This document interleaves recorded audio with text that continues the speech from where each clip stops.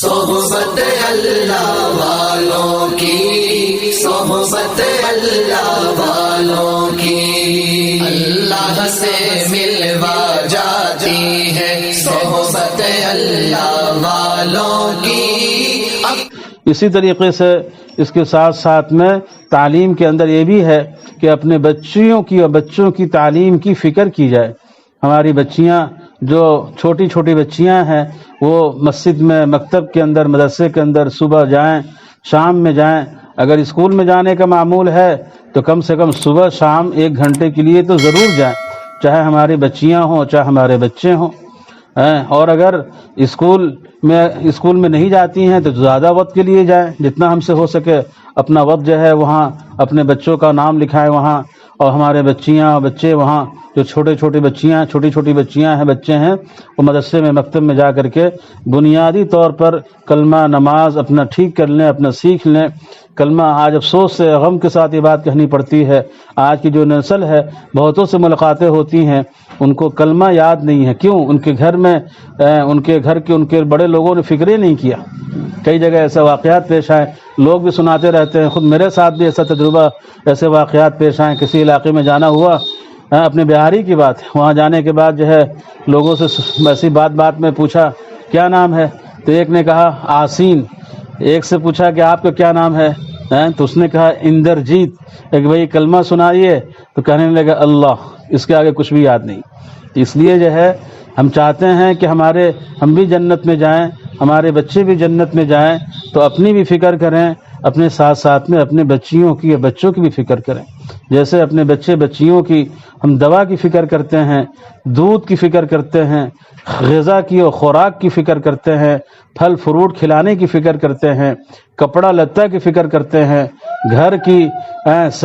مناسب راحت کے گھر کی فکر کرتے ہیں، ان کو خوش رکھنے کے لیے کھلونے اور سائیکل کی فکر کرتے ہیں۔ میری ماں بہنوں، اللہ کی قسم، اس سے کہیں زیادہ خیر خواہی اس بات کے اندر ہے کہ ہم ان کے ایمان کی فکر کریں، ان کے اسلام کی فکر کریں، آنے والی ہماری نسلیں، ہمارے بچے، ہماری بچیاں، اور اگر اللہ ان کی حفاظت فرمائے کہ وہ ہمارے بیٹے بیٹیاں، ان کے آگے پھر جو ہماری پوتے پوتیاں، ہم کہہ نہیں سکتے ہیں کہ کس رخ کے اوپر وہ جائیں گے۔ ایسا نہ ہو، اللہ نہ کرے 100 مرتبہ ایسا نہ ہو کہ ہمارا رخ تو جنت کی طرف، اللہ کے مہمان خانے کی طرف ہو جائے، اور ہمارے بچے ہمارے آنکھوں کے سامنے وہ جہنم کی طرف جائیں اور جہنم میں جلیں۔ کتنے دکھ اور درد اور غم کی بات ہوگی۔ ہم اپنی آنکھوں کے سامنے یہاں پہ اپنے بچوں کو آگ میں جلتا ہوا ہم دیکھ کر برداشت نہیں کر سکتے ہیں، پھر ہماری بچیاں اور بچے وہ جو ہے نماز نہ پڑھ کے، تلاوت نہ کر کے، دین نہ سیکھ کر کے، کلمہ نہ سیکھ کر کے اگر وہ جہنم کے آگ میں جلیں، تو جیسے اپنا جلنا برداشت نہیں ہے،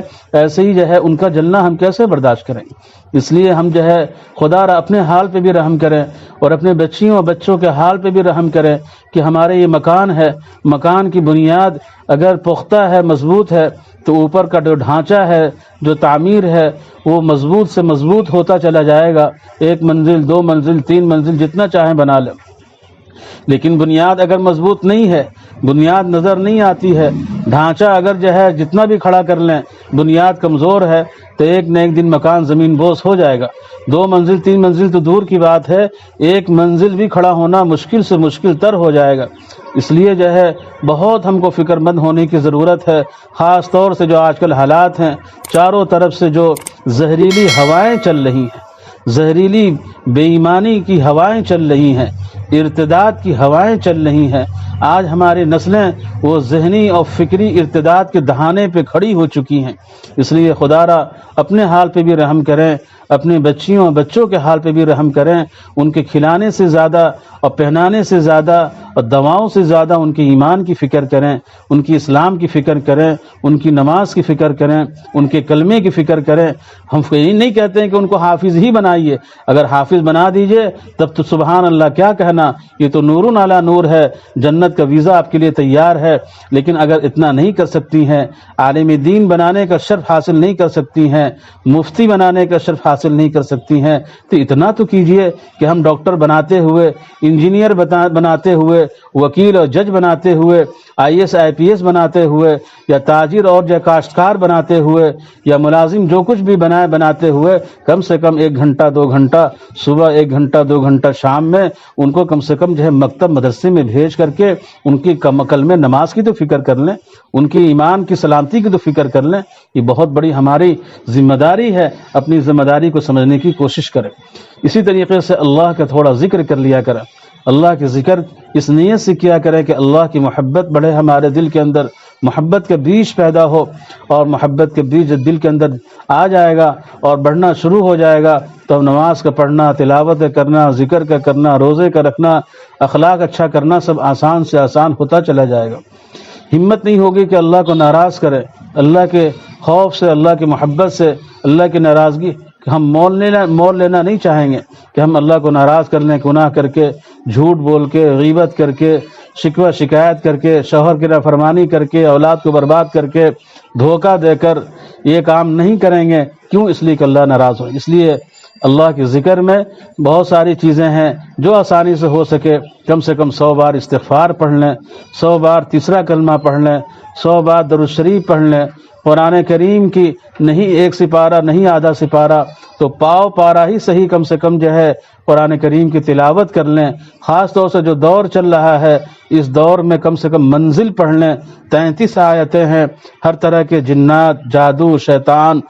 اور سحر اور نظر، جتنی آفت بلا میں لوگ پریشان ہیں، اور ڈاکٹروں کا چکر یہاں سے لے کے بمبئی تک اور دلی تک لگا رہے ہیں، یہاں تک کہ جو ہے ڈاکٹروں سے کام نہیں بن رہا تو مزاروں کا چکر لگا رہے ہیں، ان سے کام نہیں بن رہا تو عاملوں کا چکر کاٹ رہے ہیں، عاملوں کے پاس جا کر کے اور بڑی بڑی فیسیں دے رہے ہیں، چاہے جو ہے عامل تو عامل، کتنے ہی بڑا علامہ اور کتنے ہی بڑا حضرت جی کے پاس چلے جائیے، اگر اللہ کا قہر ہے، اللہ کا غضب ہے تو کسی کی تعویذ کام نہیں کرے گی۔ اس لیے جو ہے ہم پہلے جو اپنے ایمان کی، عقائد کی، اعمال کی فکر کریں اور اللہ کو راضی کرنے کی کوشش کریں، اللہ کے قہر اور غضب والے کام سے اپنے آپ کو بچانے کی فکر کریں۔ اس لیے میری ماں بہنوں، ہم جو ہے اللہ کے ذکر کا بھی اہتمام کریں، صبح شام یہ تسبیح جو میں نے بتائی ہے اس کو کریں، قرآن کریم کی تلاوت تھوڑی دیر کریں، منزل میں نے خاص طور سے بتایا صبح شام پڑھیں، اور ممکن ہو بلکہ کوشش کریں، آج کے دور میں جو دور چل رہا ہے دجالی فتنوں کا دور سے ہم لوگ گزر رہے ہیں، اس لیے ہم آگاہ کر دینا چاہتے ہیں، بڑے بڑے اللہ والوں نے، علماء کرام نے لکھا ہے کہ سورہ کہف پوری نہیں پڑھ سکتے تو کم سے کم اس کا پہلا رکوع اور آخری رکوع ضرور پڑھ لے تاکہ دجالی فتنوں سے ہم اپنے آپ کو بچا سکیں۔ اگر پڑھ کر کے آگے اور تھوڑی ہمت کر لیں، ایک بڑے گیلن میں پانی رکھ لیں، اس میں دم کرتی رہا کریں، تیل کا کنٹر رکھ لیں، اس میں دم کرتی رہا کریں، اسی تیل سے کھانا پکائیں، اسی پانی سے کھانا پکائیں، وہی پانی پئیں، وہی تیل لگائیں، انشاءاللہ سارے اثرات جو ہے چاہے جادو کے ہوں، سحر کے ہوں، نظر کے ہوں، اور جو ہے آسیبی اثرات، یہ اس کی تفصیل میں جانے کا وقت نہیں، وقت تنگ ہے، ان سارے اثرات کٹتے چلے جائیں گے۔ سارے تعویذ کے اوپر، تعویذ میں کیا لکھا جاتا ہے؟ اللہ کا کلام ہی تو لکھا جاتا ہے، اللہ کا کلام یقیناً بڑی چیز ہے، تو لکھنے سے زیادہ اس کے پڑھنے سے فائدہ ہوگا۔ جیسے مثال کے طور پر روٹی ہے، روٹی ایک کاغذ میں لکھ کر کے ہم پیٹ پہ لٹکا لیں تو اس سے پیٹ نہیں بھرے گا، لیکن بجائے لکھنے کے اس روٹی کو اپنے لقمہ بنا کے کھا لے تو خون بنے گا، پیٹ بھی بھرے گا۔ جیسے اللہ کے کلام سے بڑے فائدے ہیں، اس کو پڑھنے کا معمول بنائیں۔